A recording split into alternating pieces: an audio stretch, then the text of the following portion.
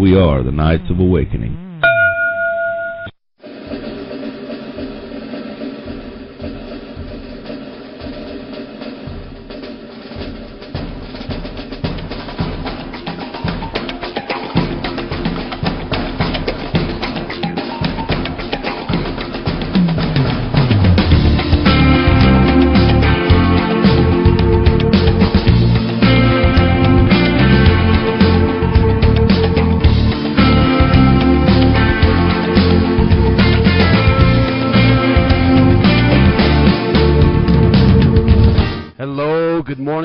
We are the Knights of Awakening, broadcasting from our corner of the universe to yours. I am your host, Knight Justin, reaching out to all of you, our brothers and sisters, wherever you may call home.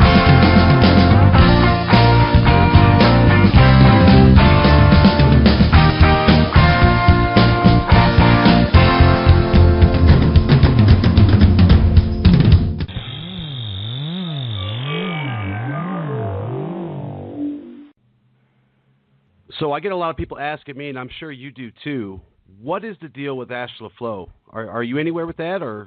Yeah, here's the deal.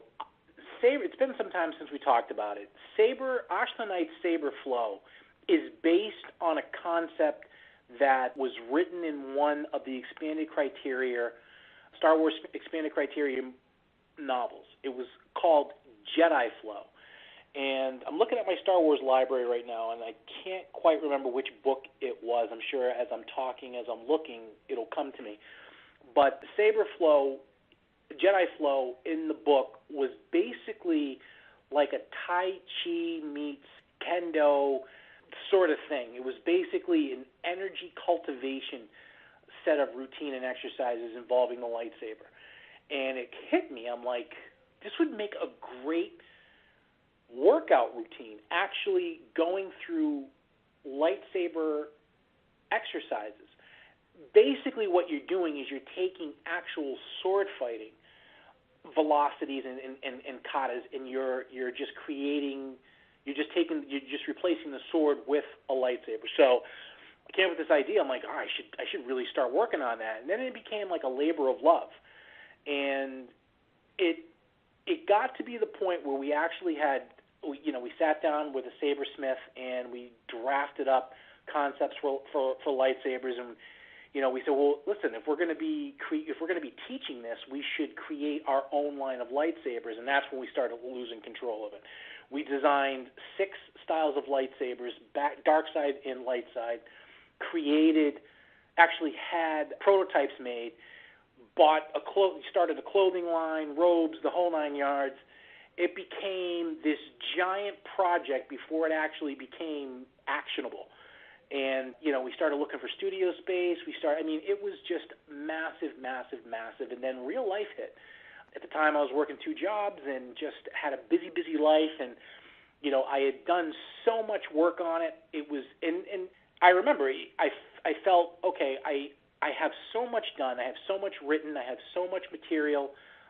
It went from the drawing board to actually having material on a shelf, on a table. I said, you know what, I can walk away for a little while and just kind of focus on some real-life stuff and then come back to it, and there's not much I have to do, and, well, you know how things happen, real life took over, and before I knew it, 6 months, 8 months, 9 months, a year went by, and I've got boxes of apprentice uniforms and, a handful of master knight uniforms. I'm looking at the prototypes right now. We had a clothing line. We had an amazing clothing line with T-shirts and bags, and it was ready to pop. It was ready to go, and it just got lost in the everyday shuffle. So the reason why I'm entertaining this question is I haven't been talking about it. Justin and I, we talk, frequently, and even Justin, even you, I know you want to ask about it, and you're just like, it might be it might be a set, which is why you kind of preface, I don't know if you want to get into it. I do want to get into it. I've reached out to a new sabersmith, I want to say about a month ago, and talked to him about sitting down and looking at our original designs, seeing where we can just change those designs to meet what's being put out in the market today. Lightsabers for the consumer has changed drastically since episode 3. Right around episode 2, beginning of episode 3, you started seeing more custom lightsabers come on the scene. At the time, it was Master Replicas that was producing the FX sabers, and there was a company called FX Sabers. I don't really know how they either got dissolved or went out of business. I'm not quite sure, but Master Replicas, I think either they basically took them over or they went out of business. But both companies produced lightsabers reminiscent of the representatives, of the movies. Back then, they were well made, except the blades didn't come off, and you really couldn't customize the sounds. And today, you can actually plug these things into your laptop, customize the sounds, how the LED works, flickers with clash, and it's just an amazing. These people have done some amazing. Park Sabers was probably one of the first lightsaber companies, and they're probably one of the most well-known because they actually got sued by George Lucas many times and won every single time they were sued. And they were sued because they were producing almost replica-like lightsaber hilts. And they would change the design of the look just a little bit so it wasn't exactly an Obi-Wan Kenobi-looking lightsaber or an Anakin Skywalker. And they kept winning. And because they paved the road for other lightsaber smiths to come in, now we have a pretty cool marketplace for custom lightsabers. So they have changed. They have evolved since we created our prototypes. So, now they're using lithium-ion batteries that do not, the entire inside of the lightsabers do not come out now. We were pretty innovative when we designed ours because we wanted the user to be able to get inside the saber and put his or her own soundboards in, change their own LEDs, put a better speaker, so on and so forth. So we designed a removable sleeve that housed all the electronics. So you would just take a few parts off and then pull the sleeve out, and you would have all your electronics and sound accessible. So nowadays, some sabersmiths have come up with the idea on their own, and they've surpassed what we did. And some people, you don't even have to take the thing apart. It's just fused in there, and you can just plug it into your laptop, and it does everything for you. So we definitely want to sit down and kind of review what we have and see if we can come up with something that looks the same, but it's a little bit cleaner, sleeker, and with the same design, with the same thinking of having people be able to change their own stuff. Plus, we've come up with some designs for practice sabers. These are, standardized hilts with practice stunt blades that are already fixed in. They're very durable.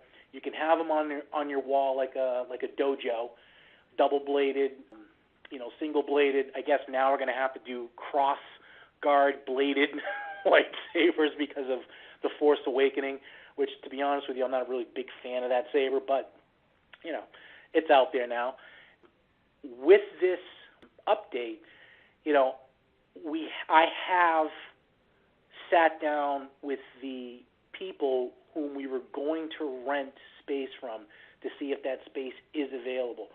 So what's up with Ashla+Knights Saber+Flow?